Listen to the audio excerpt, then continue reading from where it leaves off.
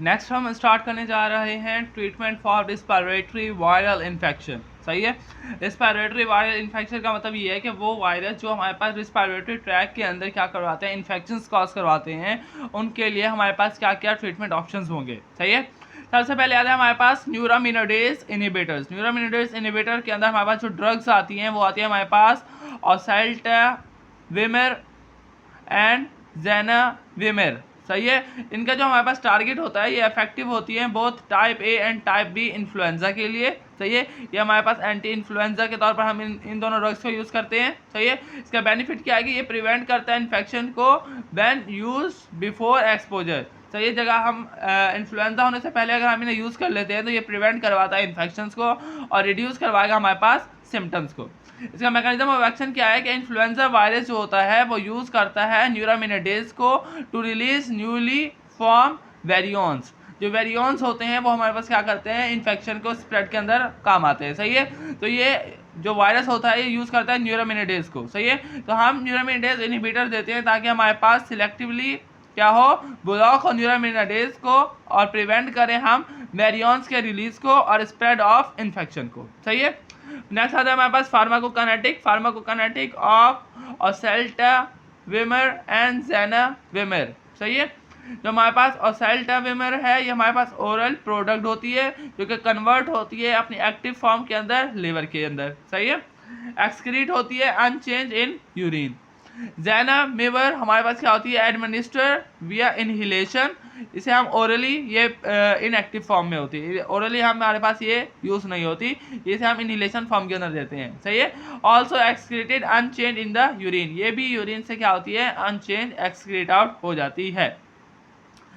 Adverse effect के अंदर आता है हमारे पास ओसेल्टाविमिर एंड ज़ैनाविमिर के अलग अलग हमारे पास एडवर्स इफेक्ट हैं। ये हमारे पास जीआई डिस्टर्बेंस कॉज करेगा, नोजिया कॉज करेगा और रिड्यूस करेगा, can be reduce by taking with the food. ये इन्फेक्शन हमारे पास रिड्यूस हो सकते हैं अगर हम इसे फूड के साथ देते हैं। ज़ैनाविमिर हमारे पास क्या आता है, हमारे पास रिस्पिरेटरी इरिटेशन कॉज करवाएगा, क्यूटेशन इन एस्थमा और सीओडीपी patient due to risk of ब्रोंकोस्पेज्म।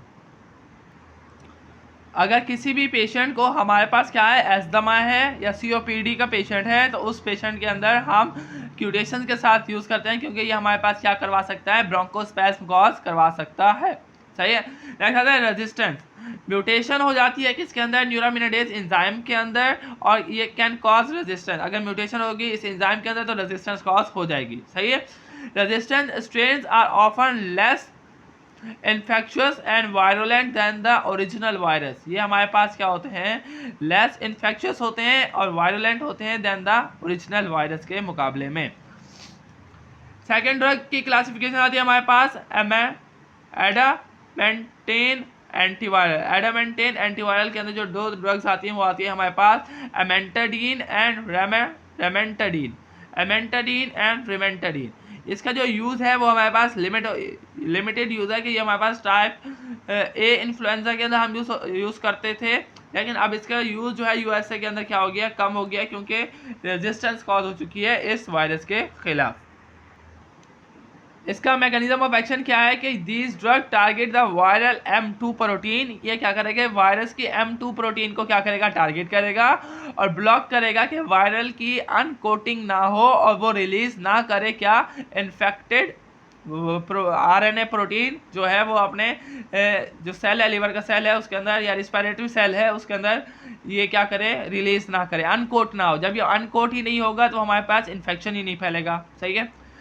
Pharmacokinetic आता है एमेंटाडीन एंड रेमेंटाडीन का। एमेंटाडीन हमारे पास वेल एब्जॉर्ब होता है, वेल डिस्ट्रीब्यूट होता है और ये CSF के अंदर भी, ब्लड ब्रेन बैरियर भी क्रॉस कर सकता है। सही है। यूरिन से ये क्या होता है, एक्सक्रीट होता है बाय किडनी। सही है।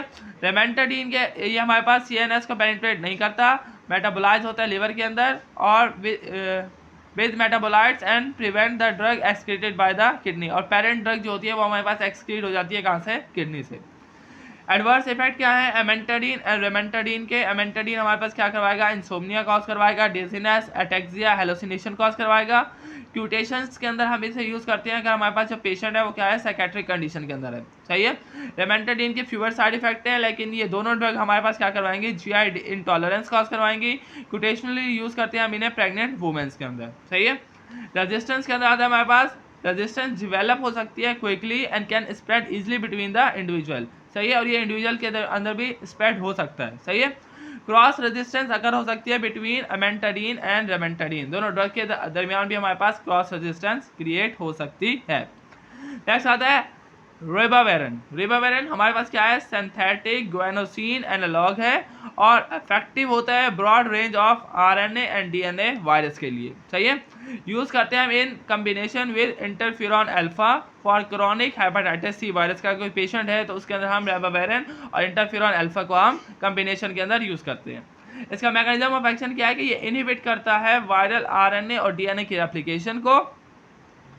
Phosphorylated to the ribavirin triphosphate, जो फॉस्फोरिलेट होगा रिबाविरिन किसके अंदर, ट्राइफॉस्फेट के अंदर, तो हमारे पास क्या करेगा, इनहिबिट करेगा गुआनोसिन ट्राइफॉस्फेट की फॉर्मेशन को, ब्लॉक करेगा वायरल एमआरएनए की कैपिंग को और इनहिबिट करेगा आरएनए डिपेंडेंट आरएनए पॉलीमरेज को, सही है। इन तीनों को ये क्या करेगा, ब्लॉक करेगा। इसका फार्माकोकाइनेटिक क्या है कि ये एडमिनिस्टर करते हैं हम ओरली या इनहेलेशन फॉर्म के अंदर भी हम इसे एडमिनिस्टर कर सकते हैं। एब्जॉर्प्शन हम इसकी इंप्रूव कर सकते हैं विद फैटी मील, अगर फैटी मील के साथ दे रहे हैं तो इसकी एब्जॉर्प्शन क्या होगी, हमारे पास इंक्रीज होगी, सही है। एक्सक्रीट होता है यूरिन के अंदर एज अ ड्रग